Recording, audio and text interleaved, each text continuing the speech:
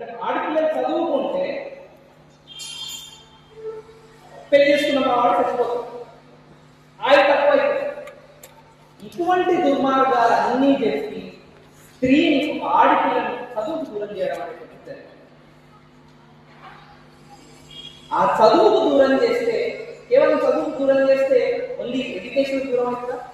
చదువుకున్న తర్వాత విషయాలు అర్థమవుతాయి, సమాజంలో ఎక్కువ అది అర్థమైన తర్వాత ఏం చేస్తామంటే ప్రశ్నిస్తాం. ఎందుకు పంపేవాడు బయటికి?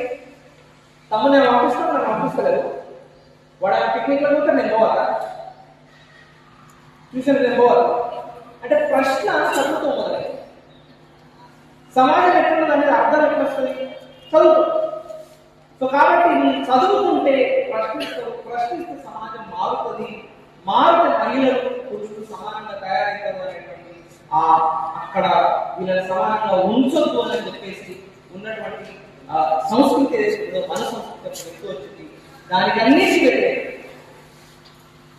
చదువుతే ఆడపిల్లలు కేవలం ఇంటికే కాదు, దేశానికి కొంచెం కూడా ఉపయోగం అని చెప్పేసి సావిత్రిపై గట్టిగా కొట్లాడి ఆమెకు 9 సంవత్సరాలు పెళ్లి చేసి, అప్పుడు ఉన్నటువంటి అదే 9 సంవత్సరాలు స్కూల్ కూడా ఉంది.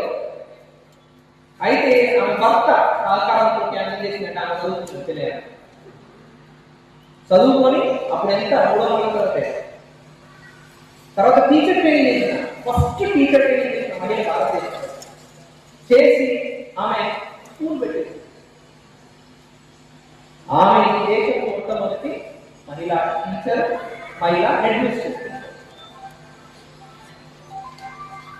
ఎవరెవరి స్కూల్లోకి రాణించింది, ఎవరెవరి స్కూల్లో చదువు చెప్తుందంటే ఆ టైంలో మనం ఇంతకుముందు చెప్పినట్టు 12 ఏళ్ళ పిల్ల పెద్దగా అయితే 30 ఏళ్ళ నుంచి 40 ఏళ్ళ నుంచి 60 ఏళ్ళ నుంచి పెళ్లి చేసి ఆ 60 ఏళ్ళ 70 ఏళ్ళ చచ్చిపోతే మరి పిల్లల పరిస్థితి ఏం కాదు అని అంటే వాళ్ళను అక్కడే తెల్లబట్టలు వేసి ఏదో ఇంగ్లీష్ పెట్టేటువంటి పరిస్థితి.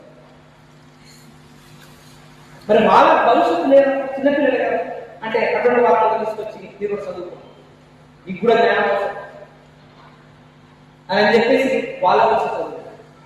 అంతేకాకుండా చిన్నపిల్ల అట్లా విధవలాగా భర్త చనిపోతే వాళ్ళ మీద